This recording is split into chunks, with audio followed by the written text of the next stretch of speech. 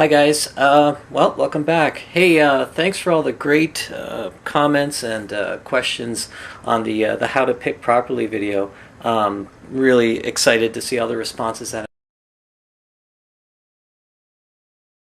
on the next step, if you will. We're actually going to do a couple of practical applications, just getting started building some really simple scale shapes. Well, they might seem simple, but they sure were hard when I was first learning them. So let's take our time on it. We'll take a look at it. There's only really 3 shapes that we're going to look at here, and we're going to apply them in a couple of different ways. So what I mean by shapes here is there's when you're looking at a major scale, there's really 3 basic shapes that you're going to be building. Now I'm using the 3-note per string scales, so if you're more of a box shape guy, this might seem a little bit weird for you. But anyways, the shapes that we're going to look at here, I try to refer to them as the fingers that I'm using. So the first shape that I want to build, and I'm going to start on the 12th fret here just so that you can see the pick and the fret hand at the same time. The first shape I want to look at is called a 1-2-4 shape, which basically means you're using your first finger, your second finger, and your pinky, your 4th finger. So let's just go ahead and take a look at that. I'm up on the D string here, or the 4th string, and all I'm doing is just playing 1, 2, and 4. Okay, so 12th fret, 13th fret, and 15th fret. Okay. Sorry about that. The other shape, there's 2 other shapes. The other shape that we're going to look at is called the 1-3-4. So first finger, 3rd finger, and pinky. Okay. So 1, 2, 4, and the 1-3-4. Okay. That's usually enough if you're, into box shape stuff. But there's still one more shape that we can throw on top of this, and for lack of a better name, I called it a big stretch.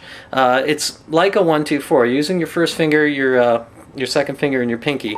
But each fret has got 1 fret in between. So now I'm doing the 12th fret, the 14th, and the 16th. Okay, so let's quickly go over those shapes. There's the 1-2-4. The 1-3-4, and then the big stretch. Okay, now I'm just going to stick with the big stretch shape right now. Okay, so how do we apply these? Well, one of the things that we want to keep in mind when we're playing these shapes is they're all 3-note per string. So anytime that we're doing any kind of repetitive movement within a shape, that means playing it once, playing it 2 times or 3 times or whatever, every time we go to cycle through this shape, because it's 3 notes and we're doing 3 pick strokes, the pick stroke is always going to start differently. So if the first time I'm starting with a down pick stroke, the next time I'm going to be starting with an up. Okay, so as we're playing this, always try to think about that first pick stroke. Okay, so down, up. And then as you're speeding it up, really all you need to do, if you're alternating through this whole thing, is just think about that first pick stroke. Down, up, down, up. Okay, and that's really all I'm thinking about, is just that first pick stroke, especially when it gets a little bit fast. I mean, that's all you have time to think about, right? Okay, so let's put this, so you can do this in all the different shapes. So do that in the big stretch, the 1-2-4, 1-3-4. Okay, and try it on a bunch of different strings here. Always applying the arm movement. So if we're up on the high E string, your pick's going to be up about here. Okay, down on the low E, pick's going to be way back here. Okay, just remember all the things that I talked about in the alternate picking video apply, so the whole arm movement, that sort of thing. Okay, so let's put it together with a little exercise. Now we're always going to do pairs of shapes. Later on I'll talk about how you can mix and match these shapes in different arrangements. But for right now, let's just pair them up, okay? So what we're going to do is we're going to start with a pair of big stretches. So I'm still on the 12th fret on the D string, and I'm also going to do a big stretch on the G. So when we go to play this, the first set of big stretches is picked by down, up, down. And then we're just going to move over to the next string and do an up, down, up. Okay, pretty straightforward, just down and up. Okay, you might want to work that in a couple times.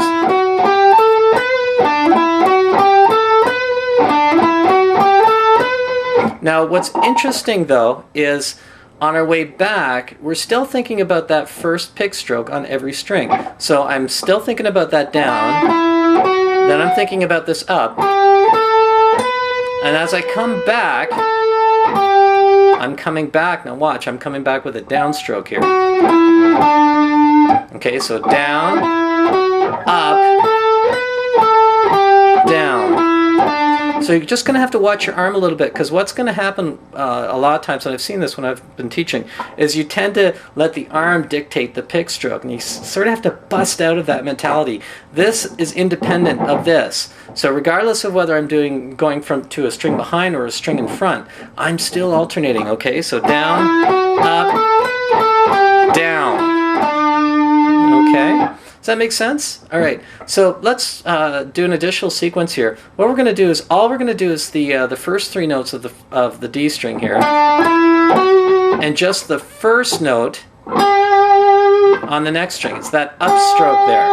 Okay, we're just going to emphasize that. So we're going to go down, up, down, up, down, up, down. So just kind of working in that area where we're changing strings, because that's, I mean, really that's 90% of the problem, right? Just getting to that stupid next string and still be alternating properly. So let's try that, okay? So down, up, down.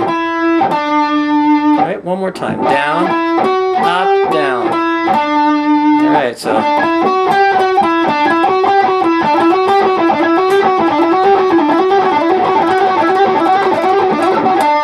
So you get the idea, okay? The next version of this is we're going to sort of emphasize that whole string moving part. So what's going to happen is we're still going to go up those four notes, but now we're going to come back to our pinky note of that big stretch. See it there? And then we're going to come up again for that first finger once more, and then come back down. So we're essentially working that area twice, okay? And again, minding the pick strokes, okay? Down, up, down, up, down, up. All right, so it sort of sounds like this.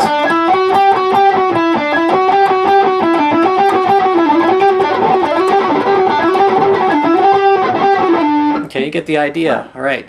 Okay, now the last one here is just doing all 6 notes. So we're just going to go. So just sort of a bit of a break from all this rapid arm movement here. So we did the first one where it was just up 4 notes and back. The next one, we repeated that string change section there between the pinky finger and the first finger on the next string. So we did that twice. And then the last time we did all 6. Okay, so what I try to do is I try to combine them. So it sort of sounds like this.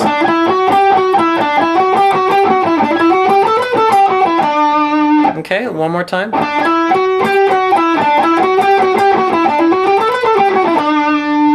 Okay, so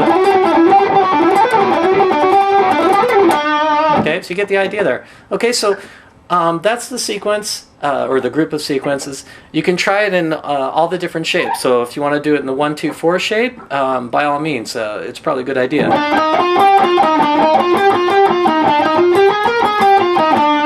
Okay, and then the 1, 3, 4 shape.